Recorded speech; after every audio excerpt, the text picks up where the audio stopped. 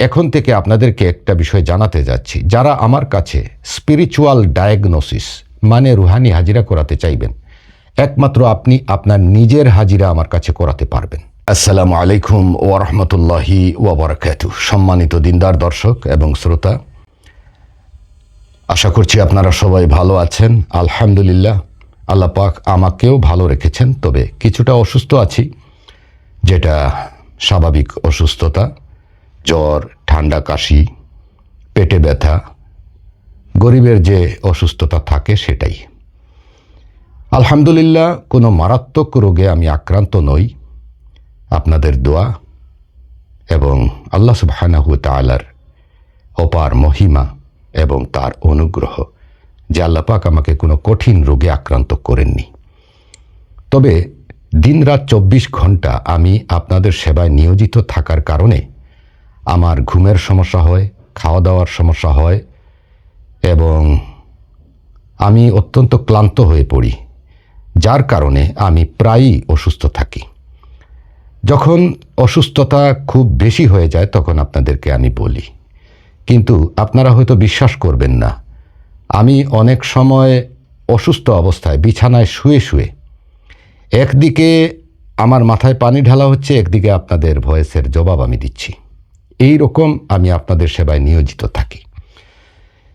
ইনশাআল্লাহ আপনাদেরকে আল্লাহ পাক সুস্থ রাখুন, ভালো রাখুন, সৎ পথে রাখুন এবং সঠিক চিকিৎসা গ্রহণ করার তৌফিক দান করুন, আমি এই দোয়া করি।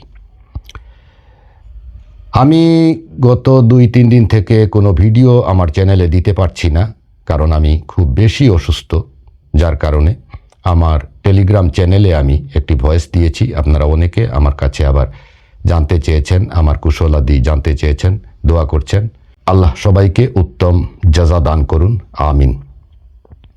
এই ভিডিওর মাধ্যমে আমি আপনাদেরকে একটি বিষয় জানাতে চাচ্ছি যে যত দিন যাচ্ছে আমার রোগীর সংখ্যা বাড়ছে। সমগ্র বিশ্বে 40 লাখের বেশি আমার রোগী, এবং প্রতিনিয়ত অনেকে আমার সাথে যোগাযোগ করছেন, অনেকে আমার কাছ থেকে তদবির নেওয়ার কথা বলছেন, রুহানি হাজিরা করাচ্ছেন। কিন্তু একটা বিষয়, যে রুহানি হাজিরা আমি অন্যান্য হুজুরের মতো বা কবিরাজের মতো করি না। আমি রুহানি হাজিরা করি একটি ব্যতিক্রমী পদ্ধতিতে, যেটি সম্পূর্ণ একটি আধ্যাত্মিক বিষয় এবং একটি এক্সপেন্সিভ বিষয়। কারণ আমি এই রকমের হাই কোয়ালিটি আতর ব্যবহার করে আমি এই সব হাজিরা করে থাকি, যে আতরগুলো অত্যন্ত দামি এবং প্রতিটি হাজিরার পেছনে অনেক খরচ আসে।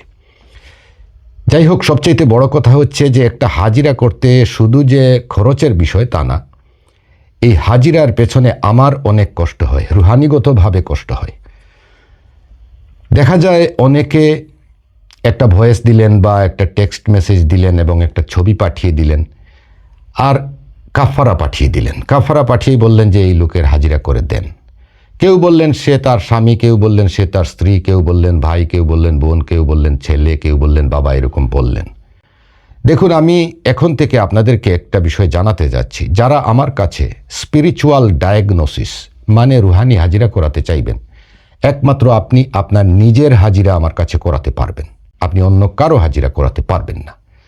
আপনি যদি কোনো পুরুষ হন তাহলে আপনার স্ত্রীর হাজিরা আপনি আমার কাছে করাতে পারবেন না।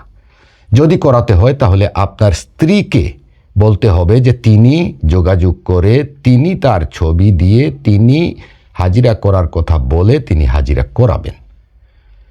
যদি আপনি একজন নারী হন আর আপনার হাজব্যান্ডের হাজিরা করাতে চান, তাহলে অবশ্যই আপনি আপনার হাজব্যান্ডকে জিজ্ঞেস করতে হবে, তাকে বলতে হবে যে আমি তোমার হাজিরা করাতে চাচ্ছি, তুমি মামার সাথে যোগাযোগ করো এবং তোমার ছবি, নাম, ঠিকানা সব কিছু দাও, কাফারা পাঠাও, মামা তোমার হাজিরা করে দিবে। এক কথায় আমি হাজিরা করব তাদের যারা হাজিরার জন্য যোগাযোগ করবে তাদের। আপনি আরেকজনের হাজিরা আমার কাছে করাতে পারবেন না। এই ভিডিও দেখার পর থেকে আপনারা সতর্ক হয়ে যাবেন। হয়তো বলতে পারেন যে মামা, আমরা তো আপনার রোগী, আর আপনার তদবির নিয়ে অন্য কোথাও তো আমরা যাই না। এখন আমার ঘরের একজনের হাজিরা করাইতে হইলে আমি যদি অন্য মোল্লা বা অন্য হুজুরের শরণাপন্ন হই, তাতে তো আবার সত্যভঙ্গ হয়ে যাবে, এইটা হবে সেইটা হবে, এই ধরনের কথা আপনাদের মধ্যে আসতে পারে। সেইটার জবাব আমি দিয়ে দিচ্ছি, কোনো সমস্যা নেই। আপনারা যে কোনো হুজুর, মোল্লা, কবিরাজের কাছে গিয়ে হাজিরা করাতে পারেন। আমার কাছে করাইতে হইলে আপনি নিজে যোগাযোগ করতে হবে, আপনার সেলফি ছবি দিতে হবে, আপনার ডাকনাম দিতে হবে, হাজিরা করানোর নির্ধারিত কাফফারা রয়েছে সেটা দিতে হবে। এবং একই সাথে এই কথাও বলছি, যারা অল ইন ওয়ান তাবিজ ধারণ করেন তাদের হাজিরা অবশ্যই আমার কাছে করাতে হবে, অন্য কোথাও করালে কোনো কাজ হবে না। কারণ এটা ব্যতিক্রমী পদ্ধতিতে করতে হয়, অন্য একটা পদ্ধতিতে। এবং এখন থেকে সবার হাজিরা সমান, কোনো ডিসকাউন্ট বা কোনো ধরনের ছাড় নেই, মনে রাখবেন এটা। হাজিরার কাফারা কত সেটা যখন হাজিরা করাবেন তখন আমার কাছ থেকে জেনে নেবেন। এবং যারা যোগাযোগ করবেন অবশ্যই ভয়েস মেসেজ দিবেন, নতুন হলে আপনার সেলফি ছবিটা দিবেন, আপনার ডাকনাম দিবেন, টেক্সট মেসেজ করবেন না, আর কল করার চেষ্টা করবেন না। ইচ্ছা থাকলে যোগাযোগ করবেন, না থাকলে করবেন না। তবে বিভিন্ন ধরনের সোশ্যাল মিডিয়ায় আমার ভিডিও দেখে প্রতারকদের সাথে যোগাযোগ করে আপনারা প্রতারিত হবেন না, এটা আমরা সতর্ক করছি বারবার। এবং আপনি যদি কারো সাথে যোগাযোগ করে প্রতারিত হয়ে থাকেন সেটা সম্পূর্ণ আপনার নিজের দায়ভার। আমার কাছে আপনি রুহানি হাজিরা করাতে হলে আপনি নিজে যোগাযোগ করতে হবে। আপনি নিজে চাইলে যোগাযোগ করে নিজের হাজিরা করাতে পারেন, অন্য কারো হাজিরা আপনি আমার কাছে করাতে পারবেন না।